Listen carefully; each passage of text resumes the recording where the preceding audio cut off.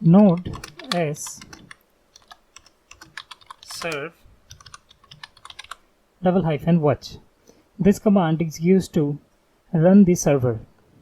Basically what this command does is, when you start the server, it compiles the TypeScript code into JavaScript, and then it starts the JavaScript server from the build folder.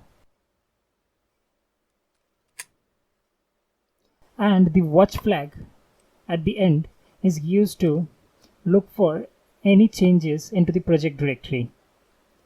So once we run the command, it will just compile the files and create the JavaScript code into the build directory. Here you can see. Now the server is running in this port. If we just go to the routes file and let's add another route here.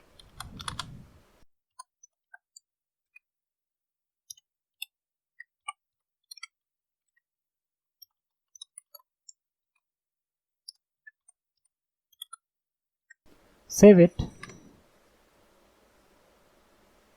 Once we save it, you can see from the output, it's restarting the HTTP server. The watch command always looks for changes, and when we change something in any file of the project directory, it will just recompile the project into JavaScript again and start the server for us. So this is how the build process works in Adonis.